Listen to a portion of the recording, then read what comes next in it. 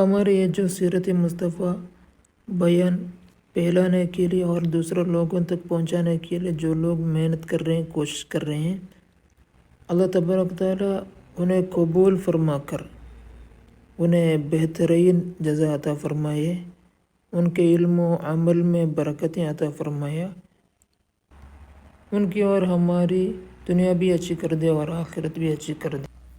آج کے ہمارے تقریر میں اعلان نبوت کے بارے میں اور حضور صلی اللہ تعالیٰ علیہ وسلم کے غار حرا کی زندگی کے بارے میں بھی بیان کرتے ہیں۔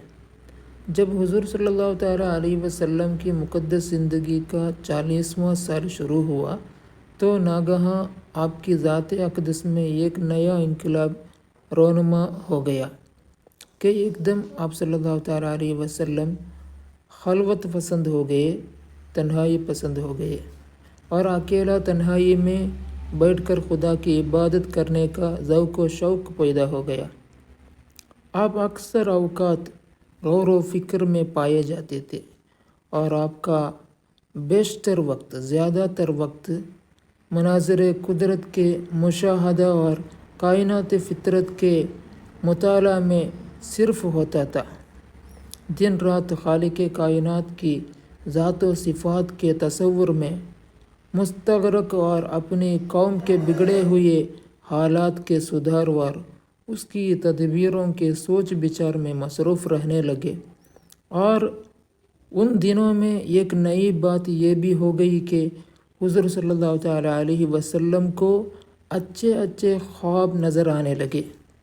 حضور صلی اللہ تعالیٰ علیہ وسلم کو اچھے خواب نظر آنے لگے اور آپ صلی اللہ تعالیٰ علیہ وسلم کا ہر خواب اتنا سچا ہوتا کہ خواب میں جو کچھ دیکھتے اس کی تعبیر صبح صادق کی طرح روشن ہو کر ظاہر ہو جایا کرتی تھی۔ مکہ مکرمہ سے تقریباً 3 میل کی دوری پر جبل حرا نامی پہاڑ کے اوپر ایک غار ہے جس کو غار حرا کہتے ہیں۔ آپ صلی اللہ تعالیٰ علیہ وسلم اکثر کئی دنوں کا کھانا پانی ساتھ لے کر اس غار کے پرسکون ماحول کے اندر خدا کی عبادت میں مصروف رہا کرتے تھے۔ جب کھانا پانی ختم ہو جاتا تو کبھی خود گھر پر آ کر لے جاتے اور کبھی حضرت بی بی خدیجہ رضی اللہ تعالیٰ عنہا کھانا پانی غار میں پہنچا دیا کرتی تھی۔ آج بھی یہ نورانی غار اپنی اصلی حالت میں موجود ہے۔ بہت لوگ وہاں جا کر زیارت کرتے ہیں۔ اللہ تبارک تعالیٰ ہم سب کو وہاں جا کر زیارت کرنے کی توفیق عطا فرمائے۔ انشاءاللہ اس کا اگلا بھاگ، اگلا حصہ اگلے ویڈیو میں ہوگا انشاءاللہ۔ جو حضرات ہمارے تقریر، ہمارے بیان یوٹیوب کے ذریعے سن رہے ہیں، تم حضرات تمہارے دوستوں کو بھی تمہارے گاؤں کے گروپوں میں بھی بھیجیے اور پھیلائیے۔ جتنے ہو سکے اتنے لوگوں تک پہنچانے کی کوشش کیجیے۔ اللہ تبارک تعالیٰ ہم سب کی مغفرت فرما دے، ہمارے گناہوں کو معاف فرما دے، ہمارے صغیرہ گناہ کو بھی معاف کر دے اور ہمارے کبیرہ گناہ کو بھی معاف کر دے، ہمارے چھپ کر کیے ہوئے گناہ کو بھی معاف فرما دے، ہمارے اعلانیہ گناہوں کو بھی معاف فرما دے، ہمیں اخلاص کی دولت عطا کر دے، عبادت اور نیکیوں میں ہمارا دل لگا دے، ہمارے دکھوں کو خوشیوں میں بدل دے، ہماری پریشانیوں کو دور کر دے۔